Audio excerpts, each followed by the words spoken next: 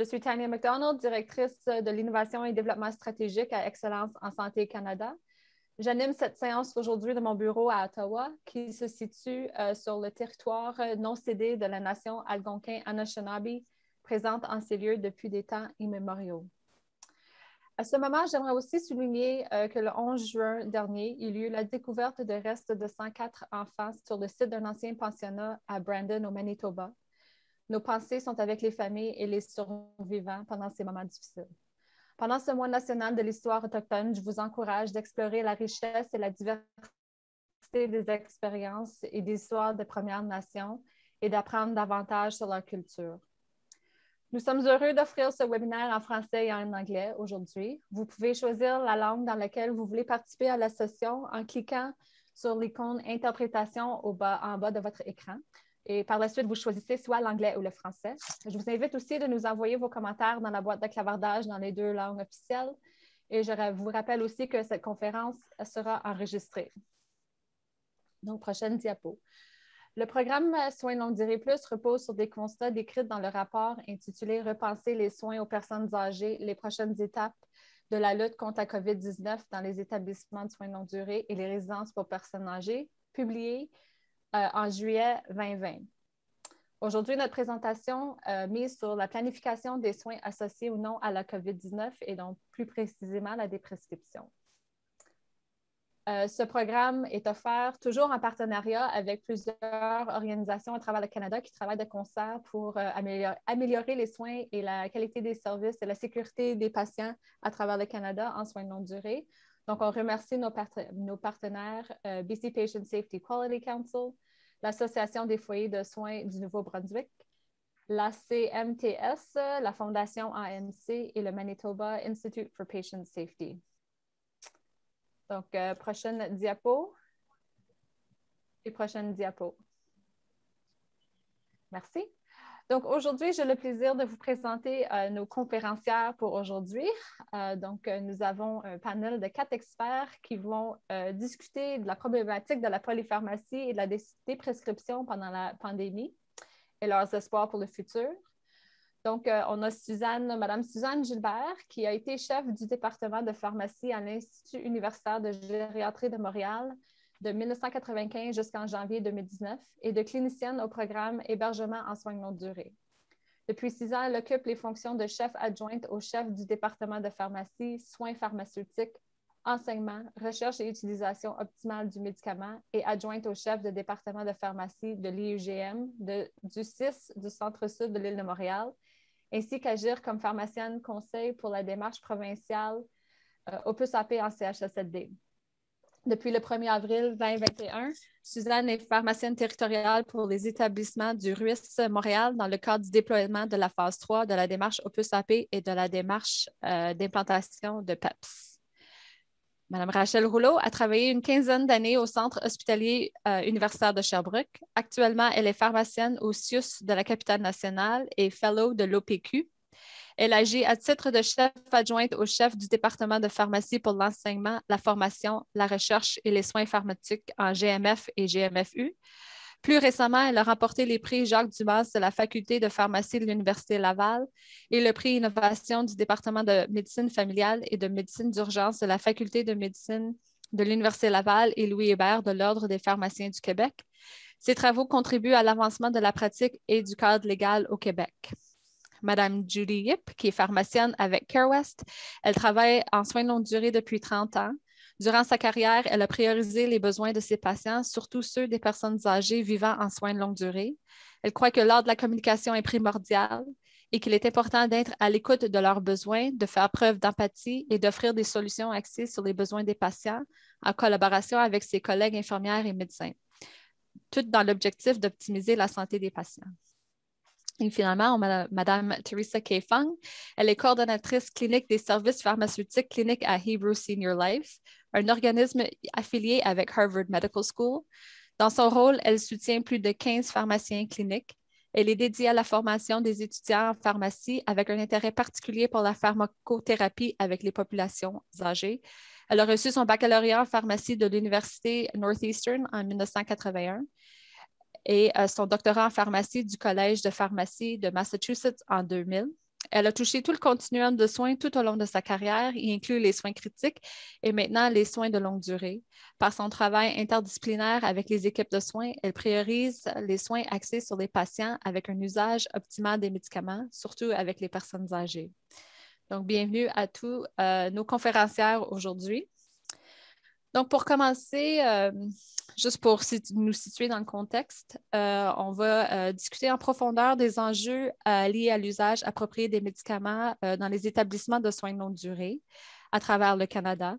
Nous allons entreprendre une discussion avec nos 4 experts sur l'usage approprié des médicaments avant la pandémie, discuter des enjeux qui ont été survécus pendant la pandémie en lien avec l'usage optimal des médicaments et aussi discuter un peu, partager nos espoirs et nos attentes pour le futur. Donc, la première question, c'est avant la pandémie. Dans son rapport de 2016, l'Institut canadien d'information sur la santé, ou ICIS, indique que les personnes âgées vivant en établissement de soins de longue durée se sont vues prescrire plus de médicaments que celles qui vivaient dans la collectivité ou dans la communauté. Selon votre expérience, cette tendance a-t-elle changé depuis la publication de ce rapport en 2016? Donc, je vais commencer avec Suzanne Gilbert. Oui, merci beaucoup, Tania. Merci de cette belle invitation et bonjour, bon midi à tous.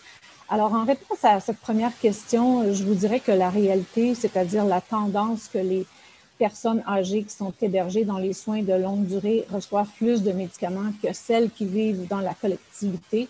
Donc, cette tendance, à mon avis, se poursuit. Et elle s'explique très bien par le fait que les personnes âgées qui sont hébergées en soins de longue durée sont en grande perte d'autonomie, présentent de multiples conditions médicales, multiples pathologies et nécessitent une polymédication. En fait, ce que je constate sur le terrain, c'est qu'on peut voir des changements dans le volume de médicaments utilisés, donc dans la polymédication. Lorsqu'un pharmacien est présent au sein de l'équipe multidisciplinaire et lorsqu'il collabore à bien réviser, c'est-à-dire à optimiser la pharmacothérapie de chacun des résidents. En fait, lorsque le pharmacien travaille dans les équipes et qu'il se soucie de la pharmacothérapie, ça lui permet de se questionner sur la pertinence de chaque médicament en termes de bénéfices-risques de chacun d'entre eux et de la nécessité de les conserver ou de les cesser ou de les ajuster. Alors, on se pose toujours la question, quel est l'objectif que l'on vise avec chacune des molécules qui est prescrite à ce résident? Est-ce qu'il y a un réel bénéfice à le poursuivre?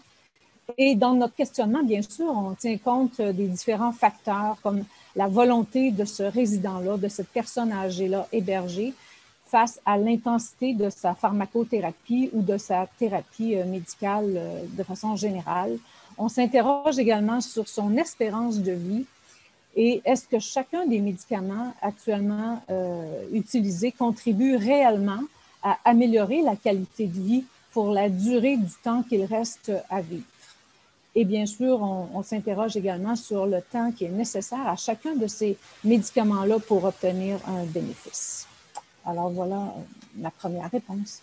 Merci.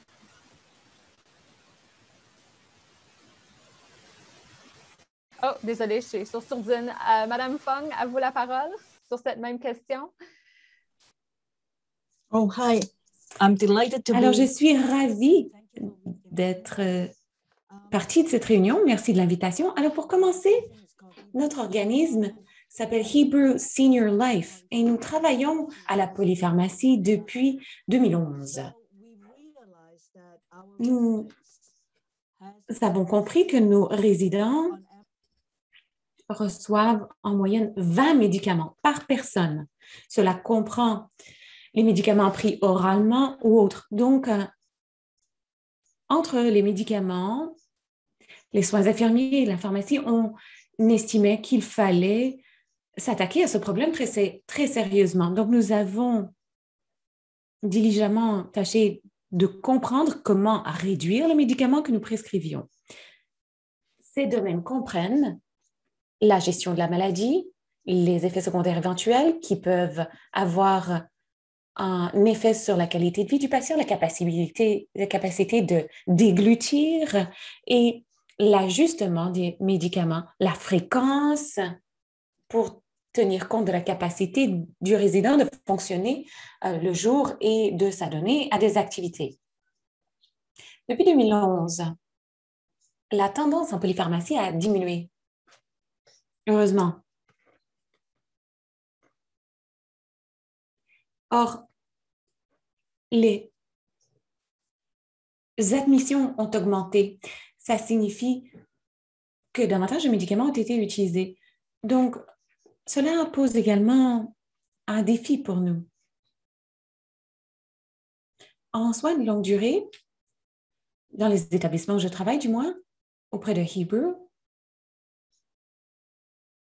la durée des admissions jusqu'à ce que le résident décède est en moyenne 2 ans. Donc, nous tâchons de faire en sorte que ces résidents restent à la maison le plus longtemps possible. Alors voilà pour ma réponse à votre question. Merci. Bonjour Tania, bonjour tout le monde, merci pour l'invitation. Écoute Tania, je vais aller un peu plus simplement puis peut-être remettre quelques éléments en place là.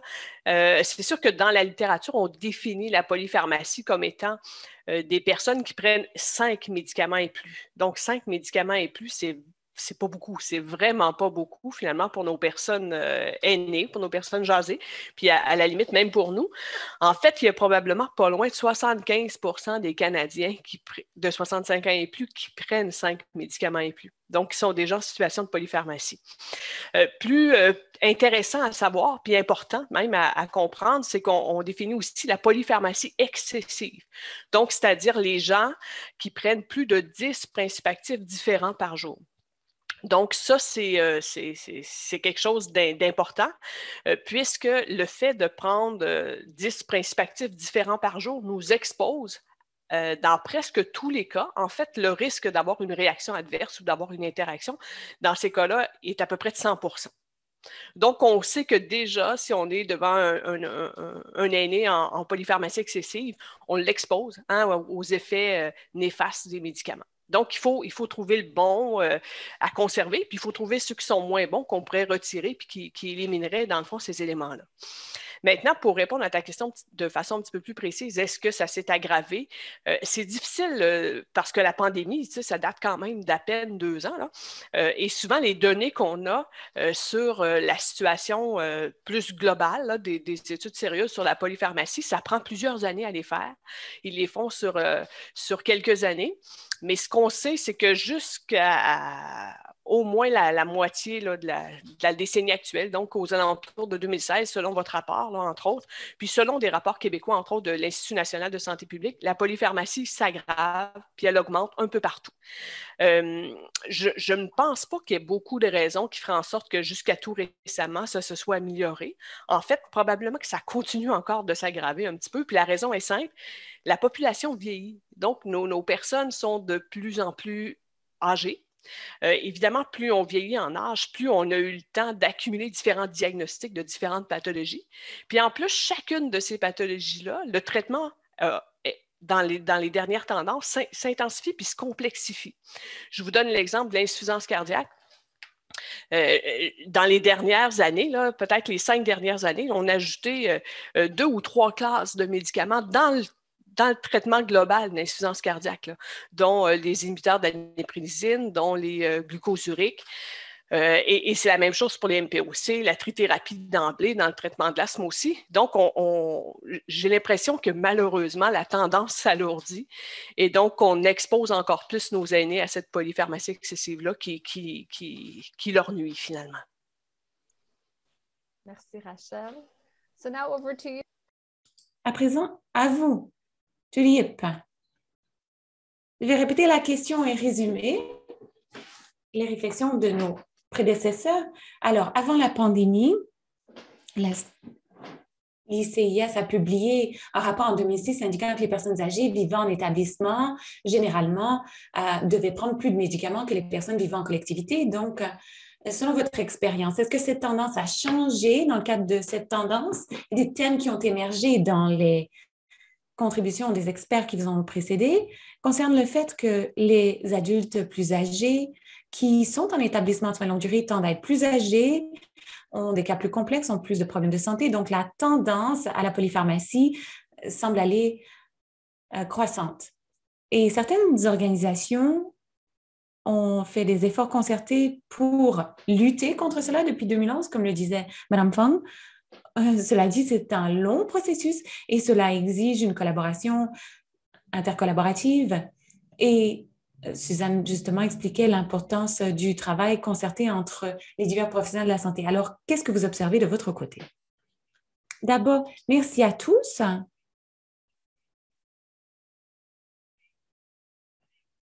Je suis d'accord avec ce que disait Mme Fong.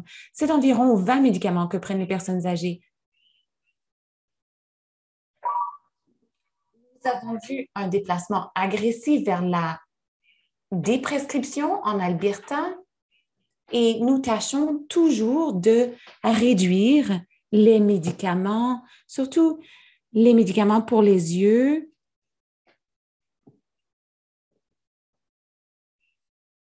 Alors, on demande aux infirmières de prendre connaissance du comportement du résident, comme le disait Mme Fong.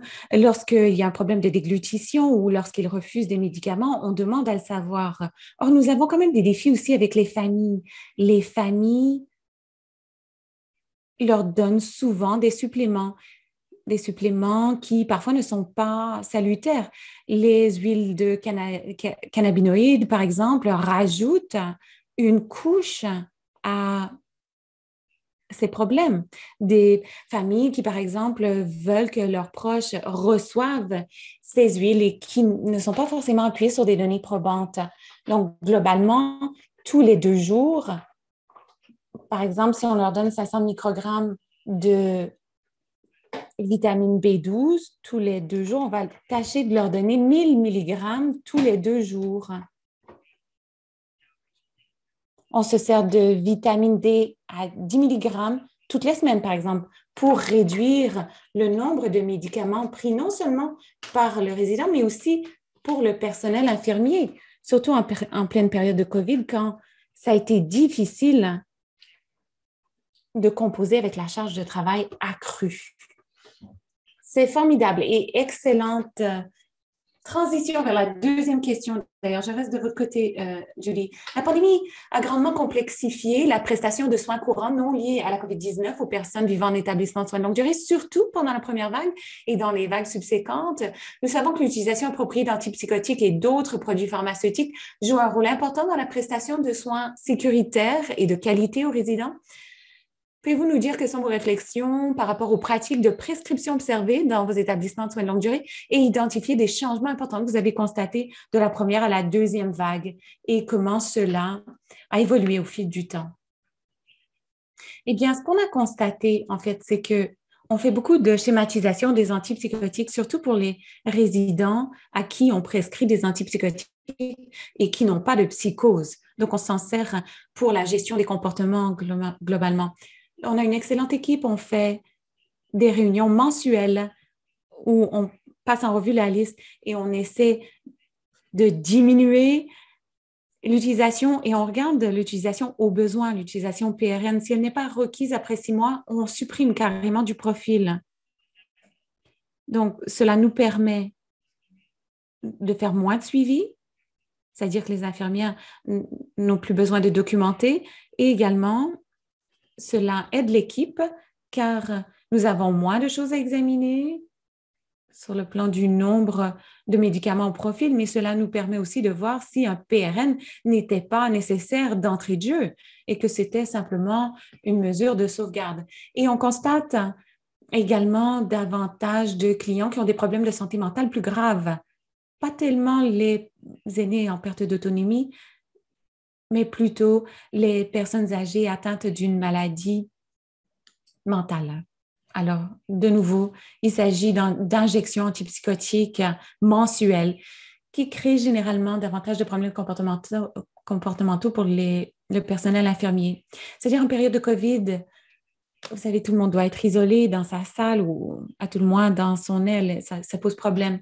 Et il y a le problème des fumeurs. on avait un nouveau programme parce qu'on ne pouvait pas sortir fumer en raison de la COVID. Alors, il a fallu faire venir de la sécurité. On avait des rendez-vous pour les fumeurs et on leur a donné des timbres pour cesser le tabac, des chewing-gums, et on a réussi à empêcher quelqu'un d'arrêter de fumer. Après avoir utilisé ces produits, cette personne a cessé de fumer. Donc, de la COVID, ça a été un aspect positif. Nous avons pu empêcher quelqu'un de continuer de fumer, enfin, quelqu'un qui a cessé de fumer volontairement. Donc, la pandémie a grandement complexifié la prestation des soins non liés à la COVID pendant la première vague, la deuxième et la troisième. Nous savons que l'utilisation appropriée des antipsychotiques et d'autres produits pharmaceutiques joue un rôle important dans la prestation de soins sécuritaires et de qualité aux résidents. Donc, si vous pouvez prendre un moment pour réfléchir aux pratiques de prescription observées dans vos établissements pendant la pandémie et discuter notamment des changements qui sont opérés entre la première vague et maintenant. Donc, Mme Yep a noté précisément des pratiques en lien avec la cessation des antipsychotiques, surtout les PRN. Donc, si un PRN n'était pas utilisé dans une période de temps de 3 mois, il était cessé automatiquement, et aussi des pratiques en lien avec la cessation pour ceux qui fument, parce que les gens n'étaient plus en mesure de sortir dehors pour fumer. Et aussi, mais pendant ce temps aussi, ils ont eu aussi une augmentation de résidents avec des problèmes de santé mentale. Donc, je vais commencer avec Rachel cette fois-ci. Oui, Tania, merci. En fait, en effet, l'application des mesures de PCI, donc de prévention et de contrôle des infections, est venue complexifier un petit peu notre gestion des soins. Et évidemment, quand on était en éclosion puis qu'il y avait un isolement à la chambre, mais probablement que l'utilisation des contentions tant physiques que chimiques, hein, utilisons appelons un chat comme on dit, comme on dit ici, ont probablement augmenté. D'ailleurs, vous avez peut-être vu passer une étude ontarienne qui précisait finalement qu'en effet, ça avait augmenté. Et c'est probablement le cas à bien des endroits. De façon un petit peu plus spécifique, nous, on avait déjà commencé avant la pandémie, heureusement. Ça nous a simplifié le travail, mais on avait déjà déployé notre nouvelle organisation du travail, qui est celle qu'on utilisait dans le cadre du projet PEPS. Donc, on avait déjà diminué de façon importante la polypharmacie. On s'est un petit peu plus attardé dans le contexte de la pandémie à la complexité de la pharmacothérapie. Donc, un médicament qui est administré 4, 5, 6 fois par jour, est-ce que c'est vraiment nécessaire? Est-ce qu'on ne pourrait pas regrouper un petit peu les doses? L'objectif de ça était de diminuer les contacts qu'on avait, hein, parce que souvent, c'est nous qui étions le vecteur finalement de ce coronavirus-là. Donc, d'essayer de diminuer les contacts avec les résidents, puis de simplifier aussi là, la tâche là, du personnel qui était quand même en ressources réduites, là. Donc, on ne débordait pas de personnel hein, durant la pandémie. C'est probablement le cas aussi un petit peu partout. Tout le monde manquait finalement de ressources humaines. Puis, on va être pris avec ce problème-là encore plusieurs années. Fait qu'aussi bien mettre la bonne personne à la bonne place puis tenter d'être efficient dans ce qu'on fait. C'est les principales choses qu'on a faites, puis c'est sûr qu'on était souvent aussi pris de court, hein, quand l'éclosion partait. Donc, si on n'avait pas simplifié la complexité puis la polypharmacie avant, bien là, en pleine éclosion, c'était pas tout à fait le temps là, de se mettre à jouer là-dedans puis de changer tout ça. Donc, il fallait attendre, malheureusement, qu'elle passe. Là. Mais heureusement, plus de 2000 lits, là, donc plus de 20 CHSLD chez nous, on avait réussi à faire un travail avant les éclosions. Donc, ça a été un petit peu plus simple. Je ne suis pas sûre que c'est le cas, par contre, dans la majorité des CHSLD. Merci, Rachel. Essentiellement, le timing, comme on dit, il faut qu'il soit opportun pour embarquer dans ces démarches de déprescription et de révision des médicaments. Donc, Madame Fung, je vous pose la question maintenant. Allez-y avec vos réflexions. Sure. So I just want to... Alors, je voulais signaler que notre organisme est un hôpital de soins de longue durée. Ce que ça signifie, c'est que nous avons nos équipes de prestataires. On les appelle prestataires parce que ça peut être des infirmières auxiliaires comme des médecins. ou des infirmières praticiennes. Et ensuite, on a une pharmacie sur les lieux. Cela signifie que nous avons nos propres intraveineuses, nous passons en revue tous les médicaments qui sont commandés en ligne proactivement. De sorte que si nous constatons une interaction entre les médicaments, on appelle tout de suite.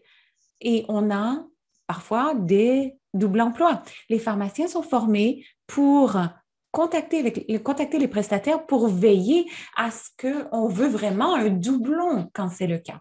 Alors, pendant la pandémie, c'est dur sur les patients. On les appelle patients chez nous parce que nous sommes un hôpital, n'est-ce pas? Alors, nos patients sont en situation difficile. À l'heure actuelle, nous avons une unité, l'unité complète est une unité de quarantaine, de sorte que si un étage a des cas positifs, les personnes qui ont un test positif sont transférées à l'unité de quarantaine. Les autres restent en quarantaine dans leur chambre.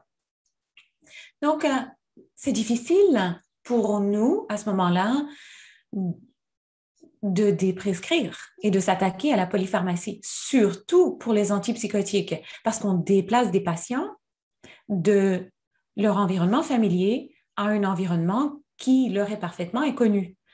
En dehors de cela, nous continuons d'offrir toutes sortes de services. À un moment,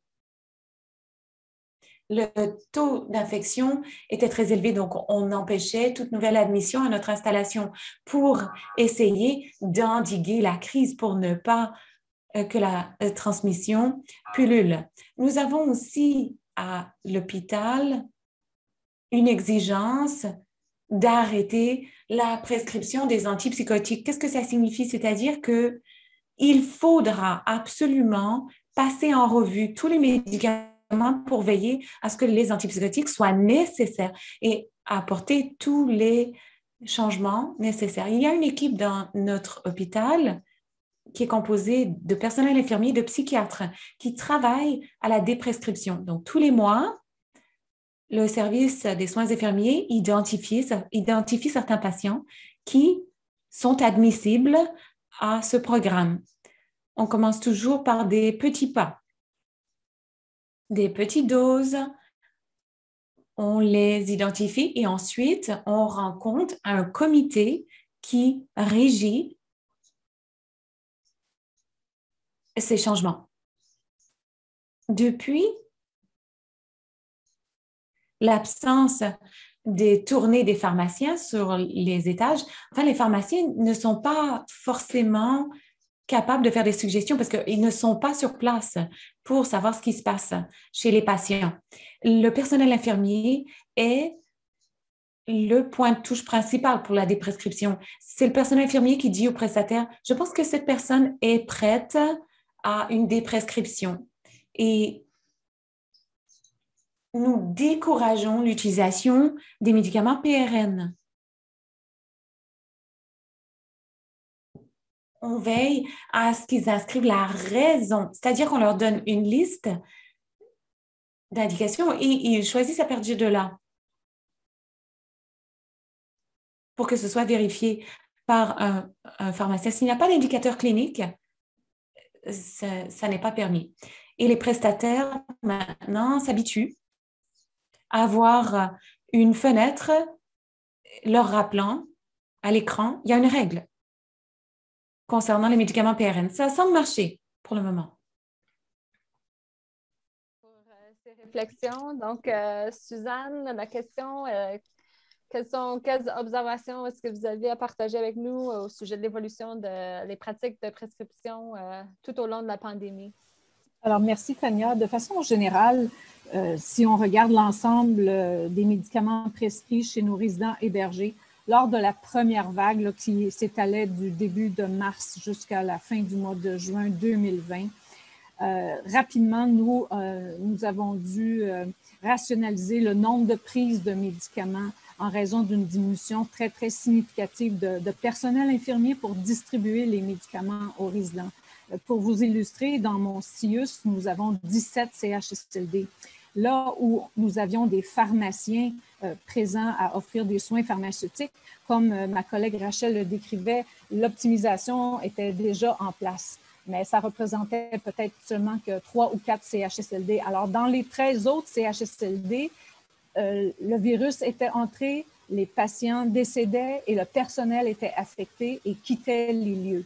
Donc, on se retrouvait avec beaucoup moins de personnel, voire parfois des quarts de travail où on n'avait plus personne pour distribuer les médicaments. Donc, à distance, les pharmaciens se sont retroussés les manches et on a dû rationaliser.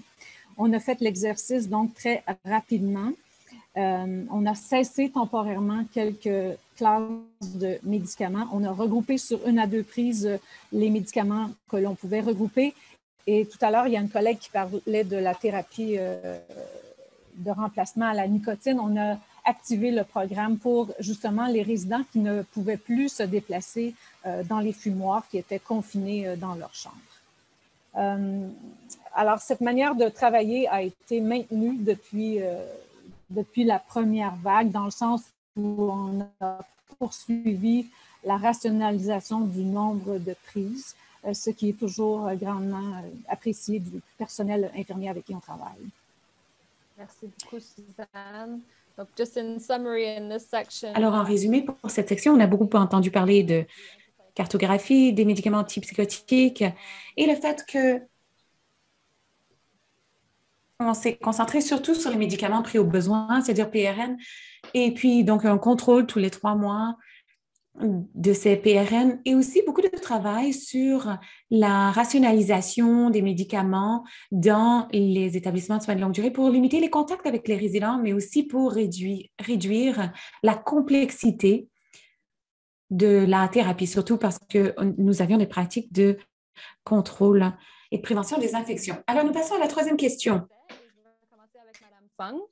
Donc, étant donné les nombreuses priorités concurrentes dans les établissements de soins de longue durée durant la pandémie, quelle approche votre organisation et vos équipes de soins ont-elles adoptée pour ne pas perdre de vue la polypharmacie et les soins centrés sur la personne?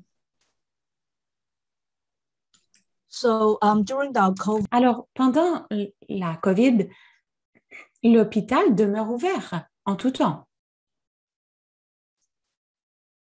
Et tous les services se poursuivent. Je dois dire que c'est très dur, car il faut plus de temps à tout le monde pour se préparer, pour aller dans une unité. Même la pharmacie, par exemple, lorsque nous devons fournir les médicaments, il faut veiller à ce que ce soit un étage COVID, un étage non COVID. Où est-ce qu'on met les médicaments en quarantaine lorsqu'ils nous sont retournés? Est-ce qu'il faut les jeter? Donc, ça a rajouté à la charge de travail pour tout le monde. C'est très difficile. La haute direction nous aide beaucoup sur le plan mental et essaie de nous encourager à nous concentrer sur les soins centrés sur la personne. Et je dois dire, tout le monde ici a fait un travail diligent. Alors, la pharmacie continue de faire un examen de la polypharmacie. Mais ça n'est plus en personne. Donc, nous examinons la liste des médicaments de l'unité pour chaque patient de cette unité. Et ensuite, nous rédigeons un document Word que nous attachons à un courriel et que nous envoyons aux prestataires. Et nous leur demandons de prendre connaissance de ce document. Généralement, il leur faut un petit peu plus de temps parce que la charge de travail est tellement élevée. Mais éventuellement, ils nous renvoient leurs réflexions, à savoir s'ils sont d'accord ou en désaccord. Je me rappelle, je pense que c'était Judy qui disait que les membres de la famille sont un peu problématiques parfois. Donc, dans ce cas-là, nous tâchons de discuter avec les membres de la famille. Voilà, c'est tout ce que j'avais à dire. Merci. Judy, la même question pour vous.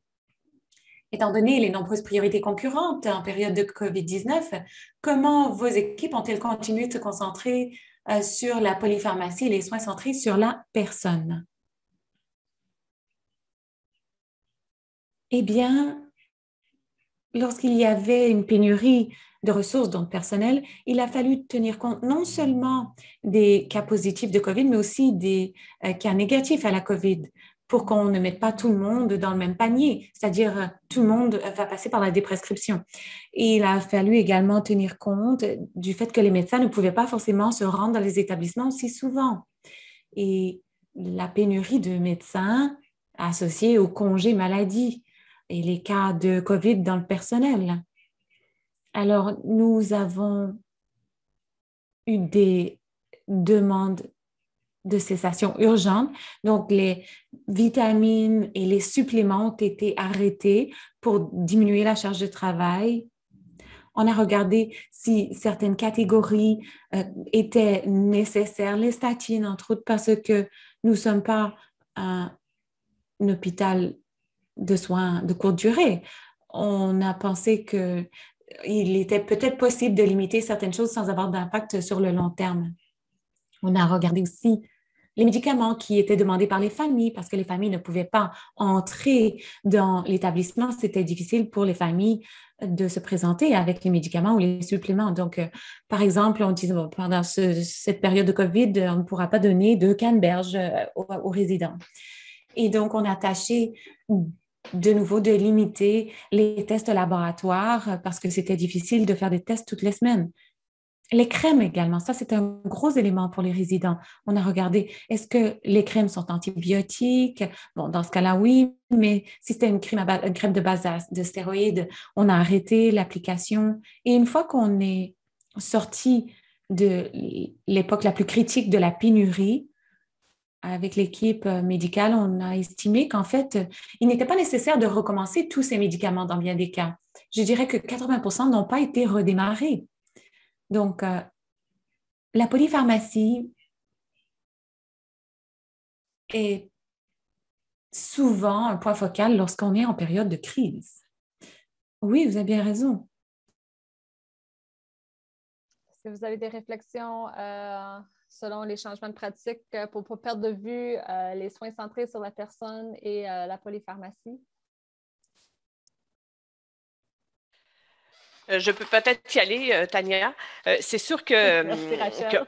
oui, c'est sûr qu'un des éléments que nous avons favorisé, puis je pense que ce fut le cas un petit peu partout, là, on a tendance à l'oublier, là, mais c'est évidemment la vaccination. Donc, vacciner le plus rapidement possible les personnes les plus vulnérables, donc tous nos aînés qui sont en soins de longue durée, qui sont en RPA. D'ailleurs, au Québec, 100% de la clientèle est a eu ces 2 doses, est doublement vaccinée. Et ça nous permet aujourd'hui de vivre une accalmie. Là. Chez nous, je pense sur nos 4000 lits, nous avons 0 cas actuellement. Donc, ça nous permet de revenir à un semblant de normal.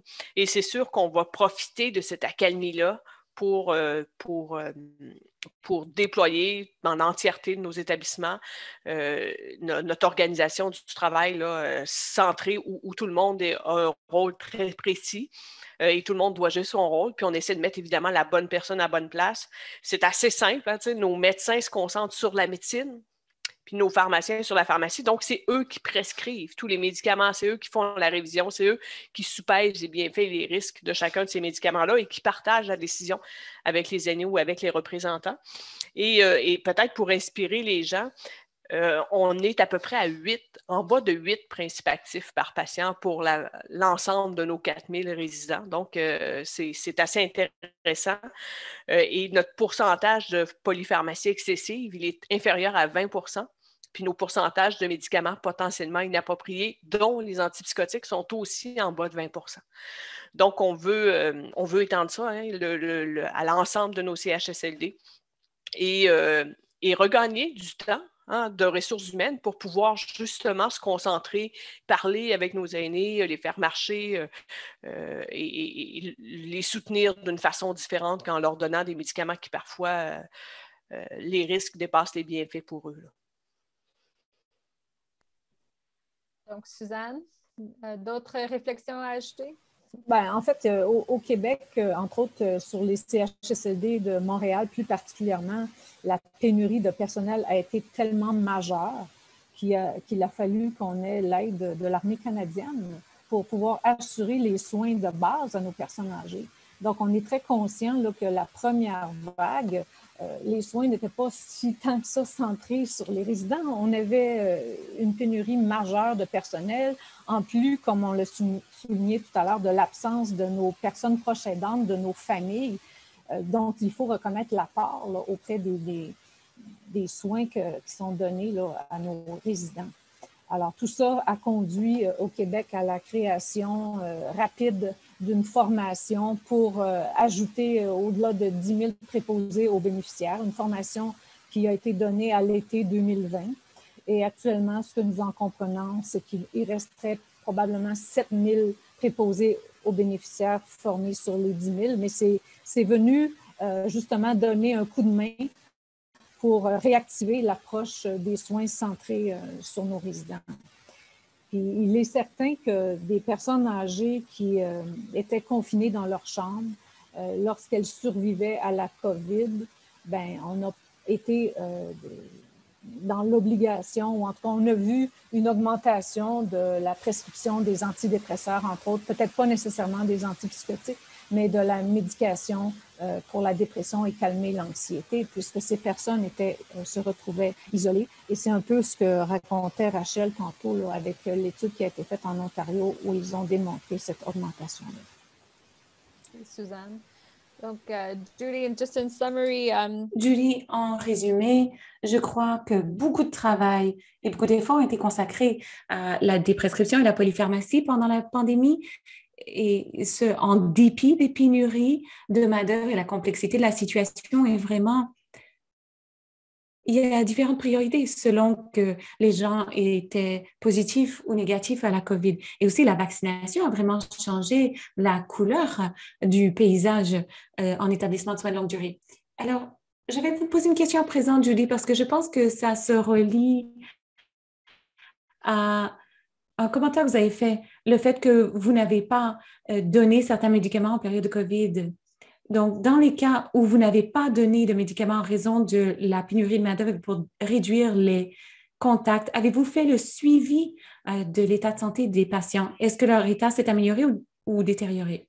Je dirais que c'est soit resté pareil ou alors ça s'est amélioré en raison de l'absence de contact. Par exemple, lorsqu'on a déprescrit les minéraux, les vitamines, je veux dire, les vitamines qui contiennent des minéraux, nous avons amélioré leur alimentation, nous leur avons donné davantage de nourriture parce que les gens étaient isolés, ils n'avaient pas grand-chose à faire, donc ils ont mieux mangé.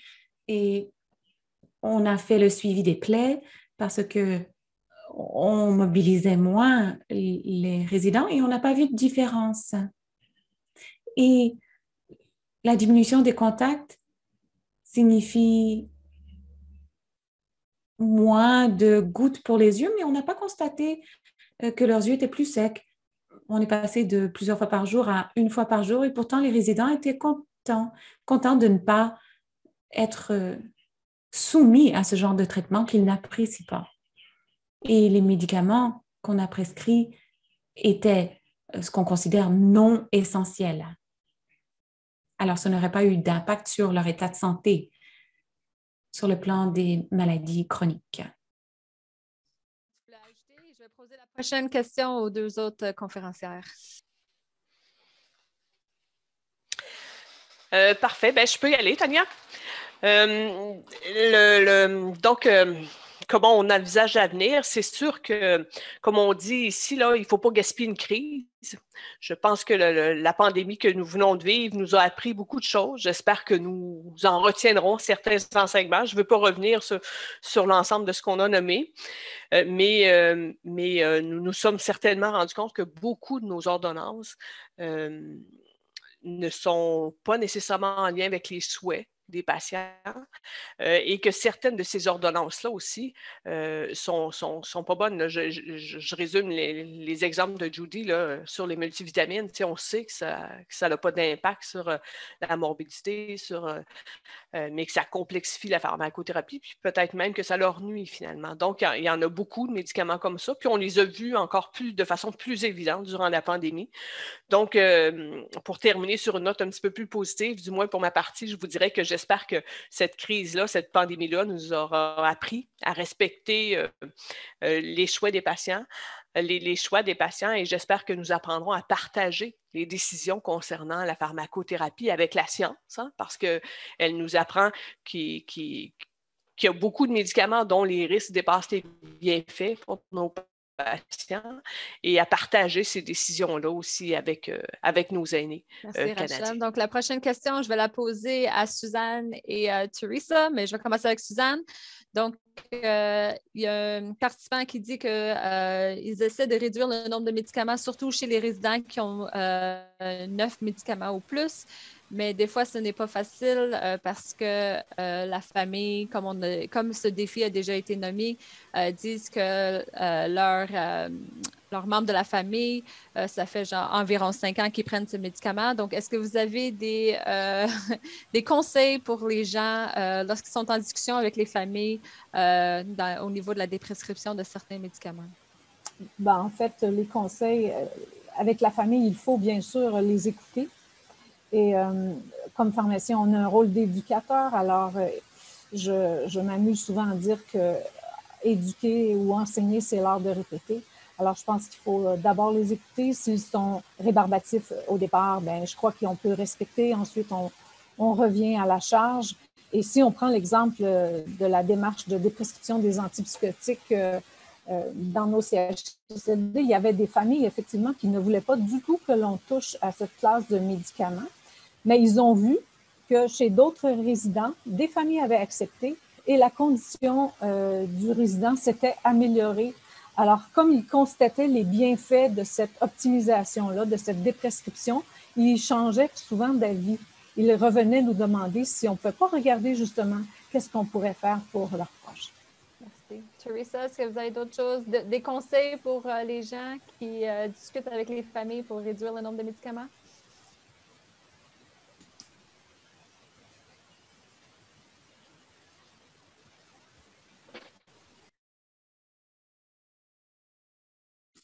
Désolée, j'essaie de trouver l'icône. Alors,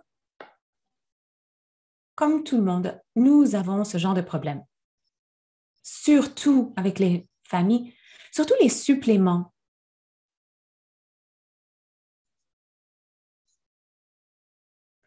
Étant donné qu'on a un laboratoire interne, si on a des préoccupations, que le patient, par exemple, prend trop de certains médicaments ou de vitamines, thiamine, vitamine D, enfin la liste est longue, même le calcium, on peut faire des essais sanguins. Et là, on a une preuve. On peut dire à la famille, non, il y a suffisamment de ces minéraux. Et rappelez-vous qu'on peut obtenir ces vitamines en améliorant le régime alimentaire. Donc, si le résident a un bon régime alimentaire, on peut leur dire que généralement, ça peut compenser. Et rappelez-vous que les vitamines, les multivitamines, peuvent avoir un effet sur la digestion. Alors, si vous ne voulez pas que votre... mieux, il y a certaines études qui montrent aussi qu'après 5 ans de prise de certains médicaments, certains suppléments, le bénéfice est douteux.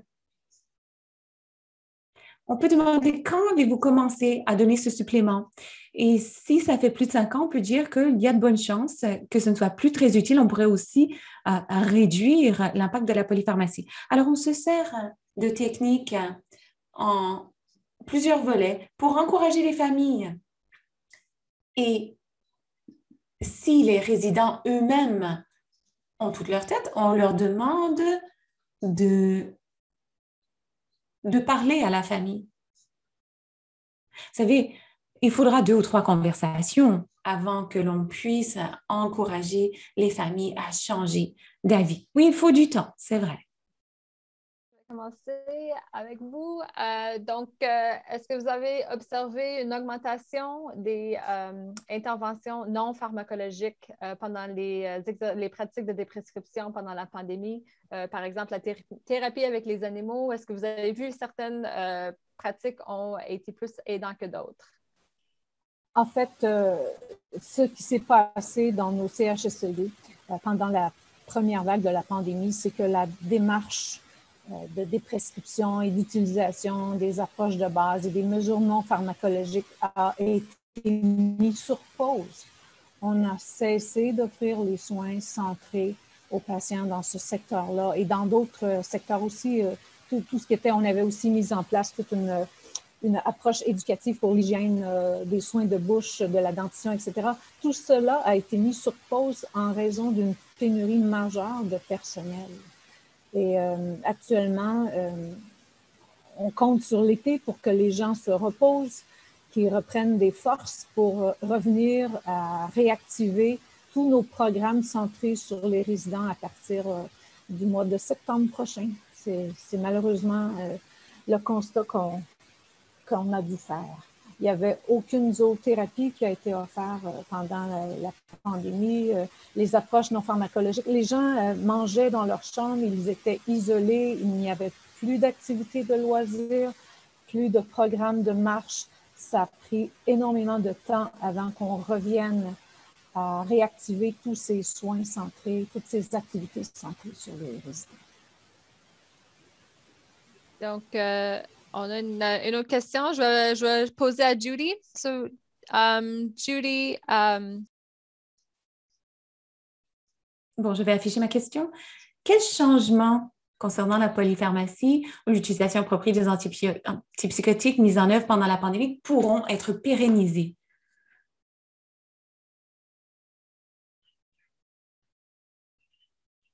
Ce que nous allons continuer, vous voulez dire? Eh bien, oui, quelles pratiques qui sont survenues pendant la pandémie pourront se poursuivre au-delà? Ah, bon, d'accord. De nouveau, il s'agira de travailler plus étroitement avec les familles. Comme Mme Fong le disait, il semble apprécier le monde des suppléments, des herbes, et ainsi de suite. Tout le monde a besoin d'oméga. Mais bon, on va continuer nos pratiques. On va continuer de regarder le nombre de cachets. On va examiner le patient trimestriellement. Par exemple, s'ils ont du mal à déglutir, il y a certains médicaments qu'on ne peut plus donner, qu'on ne devrait plus donner. Et pareil pour le changement dans leur état de santé. On veut déprescrire plus rapidement, ne pas attendre jusqu'à la toute fin de la vie pour dire, bon, maintenant, on n'a plus besoin de se soucier de certains suppléments. Alors, on regarde les médicaments plus souvent. Merci. Je suis curieuse de savoir quels sont vos espoirs pour le futur, pour les soins en soins de longue durée. Donc, Teresa, je commence avec vous. Quels sont vos espoirs? 30 secondes. 30 secondes, bon, je serai rapide. J'espère retourner à une collaboration interservice de l'examen des médicaments, une meilleure éducation auprès des membres de la famille et les résidents qui sont capables de prendre des décisions pour eux-mêmes.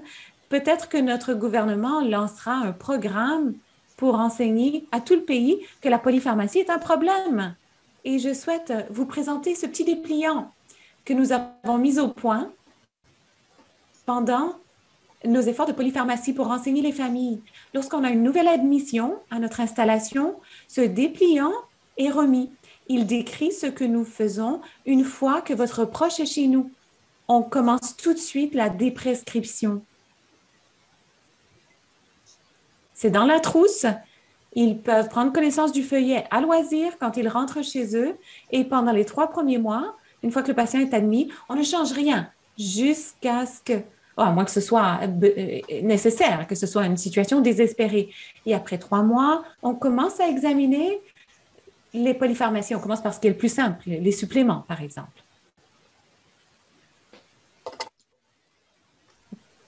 Bien, Madame Teresa a bien résumé. En fait, mon espoir, c'est que nous puissions enfin voir des pharmaciens en plus grand nombre dans nos CHSLD, dans nos résidences pour personnes âgées, pour travailler en équipe avec les familles, avec les résidents, à optimiser la pharmacothérapie. Rachel pourra vous parler de la démarche PEPS qui est en fonction dans son établissement à elle depuis quelques années et qui donne d'excellents résultats. Alors, mon espoir, c'est qu'on puisse multiplier ces pratiques interprofessionnelles au bénéfice de nos résidents hébergés.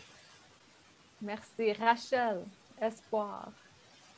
Oui, ben je pense que je vais répéter un petit peu ce que j'avais dit tout à l'heure. Hein. J'espère qu'on va bénéficier de cette crise-là, qu'on va en sortir grandi, puis qu'on va apprendre à respecter les choix de nos aînés et qu'on va partager nos décisions concernant la pharmacothérapie, puis les investigations aussi avec eux et avec la science. Parce qu'il ne faut pas oublier qu'on a quand même quelques données qui existent, puis qu'il y a certaines choses qu'on fait qui ne sont pas soutenues. Judy, in 30 seconds, your hope for Judy, en 30 secondes, vos espoirs pour l'avenir. Eh bien, mes espoirs pour l'avenir, c'est que nous allons tous travailler ensemble, plus étroitement avec les familles, pour mieux comprendre la charge de travail. Je sais qu'on veut tous assurer une santé optimale pour les résidents, mais parfois, le point de vue des familles, par exemple, les familles, parfois, s'imaginent que 20 cachets par jour, ce n'est pas un problème. Il faut les convaincre. Merci. Discussion très intéressante et enrichante. Donc, je vous remercie de prendre le temps de partager vos réflexions et vos expériences avec nous. So, thank you very much for sharing your experience and your... Merci d'avoir partagé vos leçons apprises pendant la pandémie. C'est fort apprécié. Notre prochain caucus, c'est le 24 juin. Donc, on va discuter de trouver l'équilibre entre sécurité et qualité dans la vie de nos résidents. Donc, désolé pour nos participants au Québec, c'est la Saint-Jean-Baptiste. Donc, je vais vous souhaiter une belle fête nationale et vous pouvez toujours écouter l'enregistrement. Et notre prochain webinaire aura lieu le 12 juillet. Donc, je crois que ça termine notre présentation pour aujourd'hui.